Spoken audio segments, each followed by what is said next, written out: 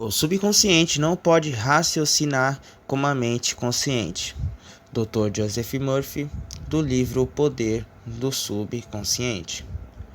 A mente subconsciente não tem capacidade para questionar ou contestar o que lhe dizem.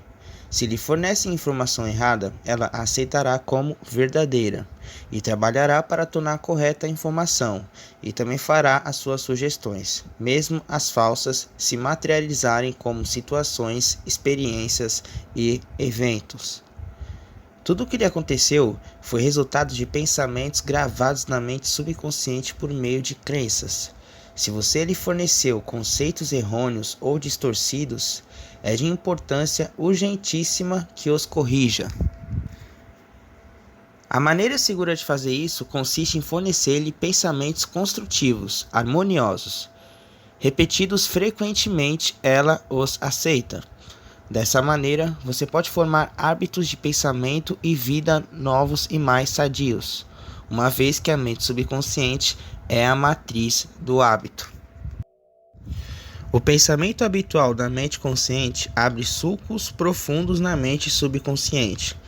Se os pensamentos costumeiros são harmoniosos, pacíficos e construtivos, a mente subconsciente responde criando harmonia, paz e situações construtivas.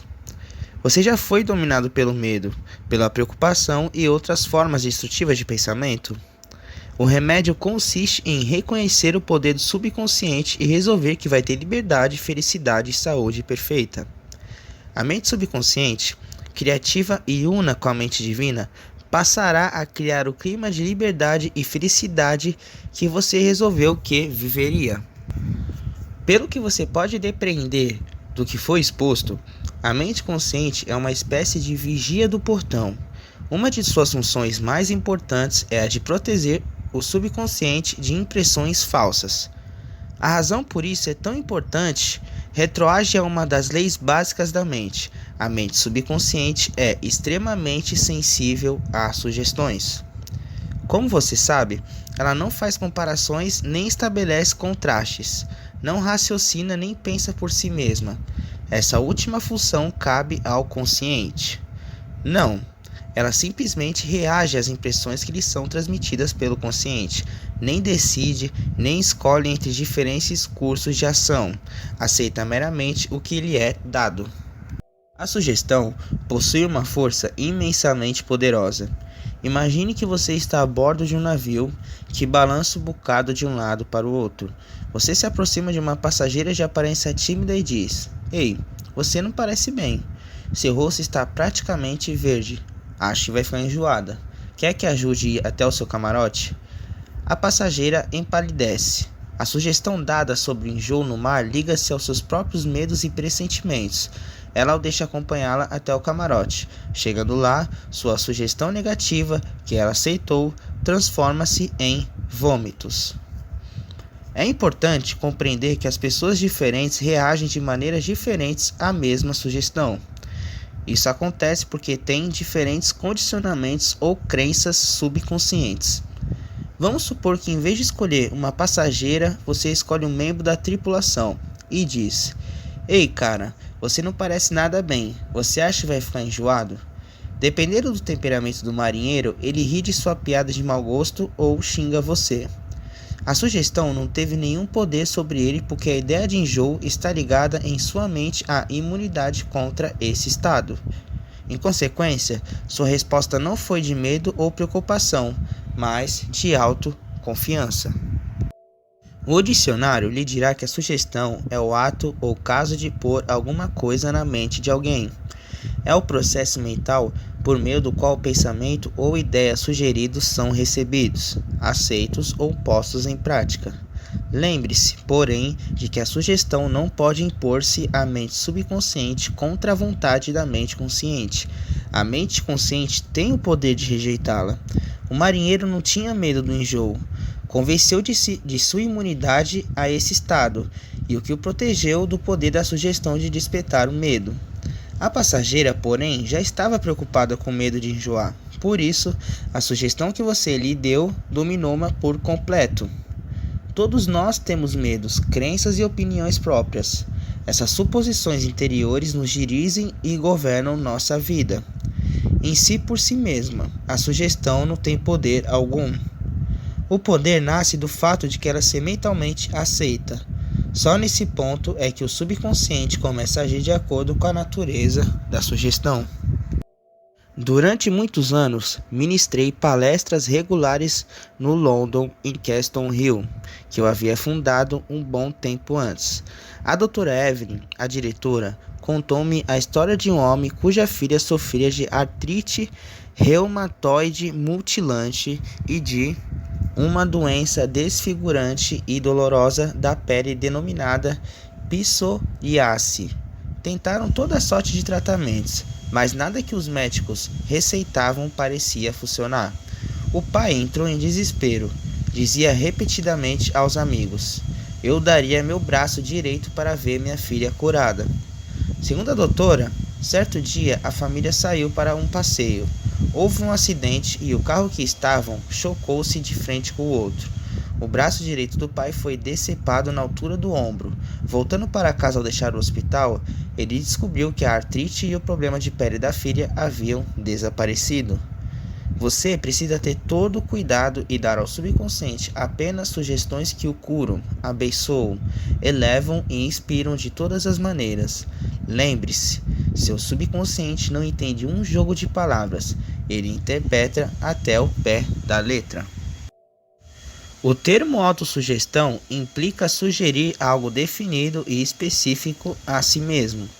Tal como qualquer ferramenta, se usada erroneamente pode causar dano, corretamente pode ser de enorme utilidade. Janet era uma jovem e talentosa cantora. Foi convidada para fazer um teste de voz para um papel importante numa ópera. Queria desesperadamente fazer o teste, mas se sentia também muito apreensiva.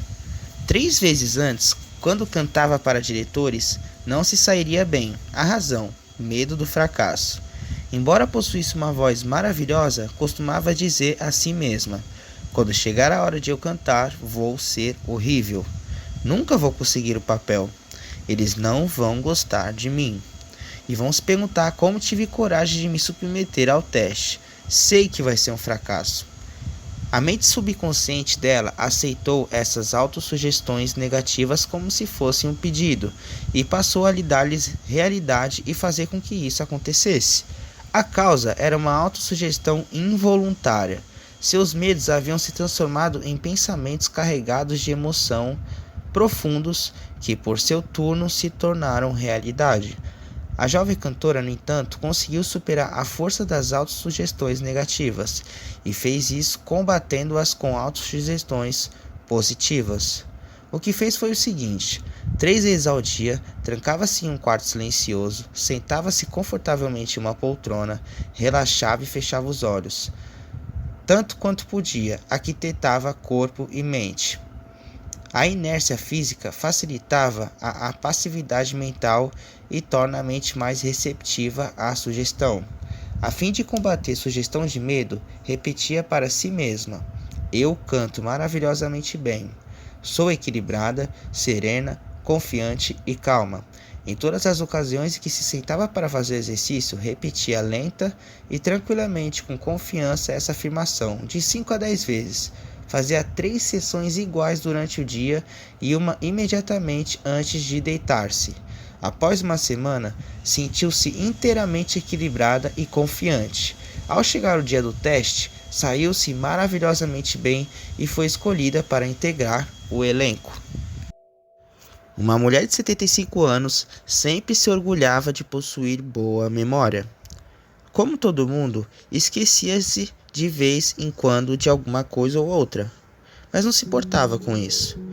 Enquanto envelhecia, porém, começou a notar essas ocorrências e preocupou-se. Cada vez que esquecia alguma coisa, dizia a si mesma: devo estar perdendo a memória por causa da idade. Como resultado da sugestão negativa, esquecia-se cada vez mais nomes e fatos.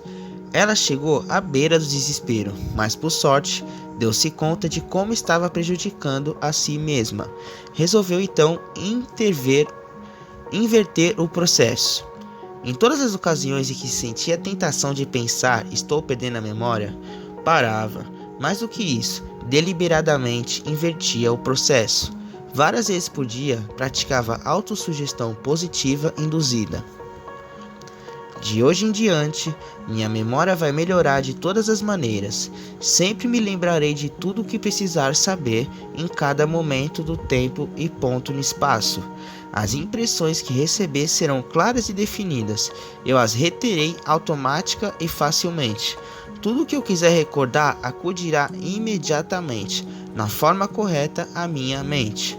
Todos os dias estou melhorando rapidamente. Antes de muito tempo, minha memória será melhor do que já foi.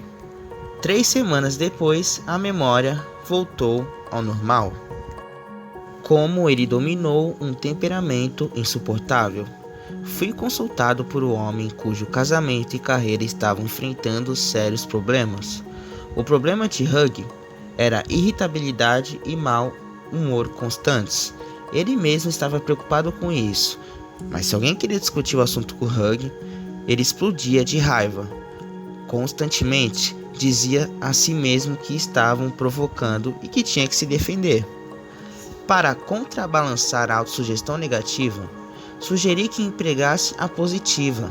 Várias vezes por dia, pela manhã, ao meio do dia e antes de deitar-se à noite, ele deveria repetir para si mesmo: de agora em diante, eu me tornarei mais bem-humorado. Alegria, felicidade e boa disposição estão se tornando meus estados mentais normais. Todos os dias estou me tornando cada vez mais digno de estima e de compreensão. Serei o centro de alegria e boa vontade para todos à minha volta, contagiando-os com a minha animação. Esse estado de espírito alegre, feliz, animado está se tornando agora meu estado de mente normal e natural. Eu sou grato por isso. Um mês depois, a esposa e colegas de trabalho diziam que era muito mais fácil conviver com ele.